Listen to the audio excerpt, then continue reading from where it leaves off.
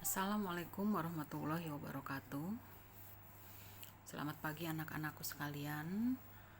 Hari ini ketemu dengan Ibu pelajaran bahasa Indonesia. Kita lihat materi yang akan dibahas adalah mengenai laporan percobaan. Pernahkah kalian mengetahui apa itu laporan percobaan? Tetapi sebelum kita mengetahui apa itu laporan percobaan, kita lihat tujuan pembelajaran hari ini, yaitu satu, memahami laporan percobaan. Yang kedua, mencoba mengolah data, menyajikan dalam bentuk atau ranah konkret. Apa artinya? Kalian harus paham mengenai laporan percobaan, kemudian kalian harus mencoba juga percobaan-percobaan yang memang nanti menghasilkan sesuatu yang bisa dikonsumsi ataupun bisa dijual, ataupun mengetahui yang memang mengandung zat-zat tertentu. Nah, kemudian kalian olah, kalian sajikan sehingga orang lain bisa mencoba untuk melakukan percobaan. Nah, di sini apa arti laporan percobaan? Laporan percobaan adalah suatu penjelasan lengkap mengenai sebuah percobaan. Nah, kalau untuk membuat laporan percobaan atau melakukan percobaan itu harus penjelasannya harus lengkap sehingga nanti bisa disajikan dan bisa dilakukan suatu percobaan. Apa gunanya laporan percobaan? Yaitu untuk menganalisis prosedur percobaan yang dilakukan dan data yang diperoleh. Nah, jadi kalau misalnya sekarang membuat laporan percobaan itu bisa dianalisis oleh orang lain dengan langkah-langkah percobaan yang sudah dilakukan sehingga datanya diperoleh dengan konkret. Nah, ada bagian-bagian yang penting dalam hipotesis atau percobaan, diantaranya daftar alat, bahan, serta data mentah yang untuk dilakukan percobaan dalam format tertentu. Maksudnya bagian-bagian dari suatu percobaan itu terdiri dari alat yang digunakan, bahan yang digunakan, kemudian data harus tersusun dengan format tertentu. Di sini Ibu akan memberikan contoh yang paling sederhana sesuai dengan produksi yang sering dilakukan oleh masyarakat Pasir Putih adalah membuat tape singkong.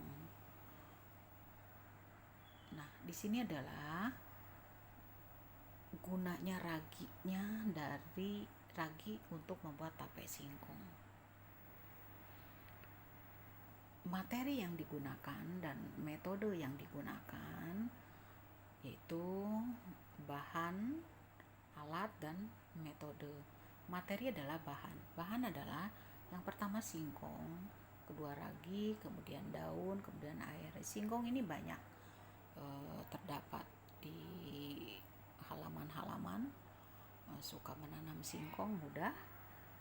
Kemudian ragi juga ada di pasar dan bentuknya lain-lain. Kemudian daun pisang, maksudnya di sini adalah daun pisang itu untuk membungkus singkong tersebut di dalam wadah.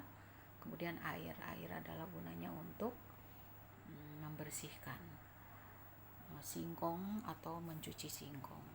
Kemudian alat yang digunakan adalah pisau, keranjang, pengukus, plastik, kantong ya, kemudian sendok. Nah, pisau adalah untuk memotong singkongnya, kemudian keranjang adalah untuk menempatkan singkong tersebut, pengukus adalah untuk singkong tersebut dikukus hingga matang.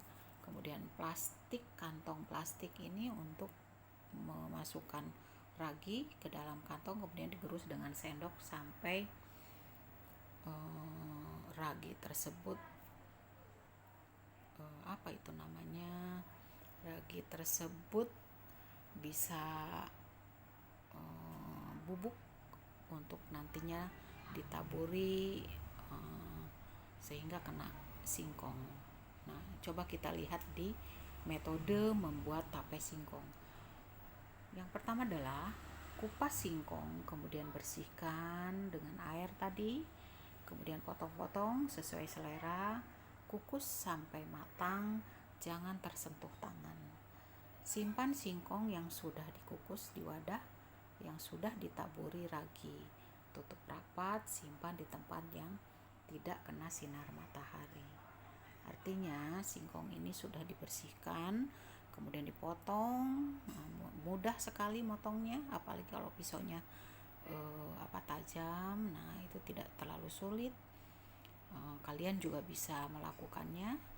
Kemudian cuci yang bersih, kukus, ya kan.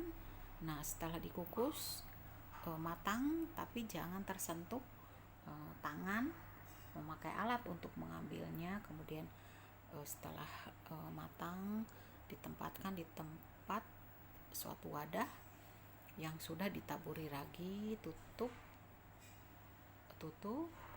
dengan rapat, simpan di tempat yang tidak kena sinar matahari. Jadi itu langkahnya. Kemudian biarkan sampai 2 hari. Setelah 2 hari singkong sudah jadi tape atau berubah rasanya karena terjadi fermentasi. Nah, kalian bisa mencoba dengan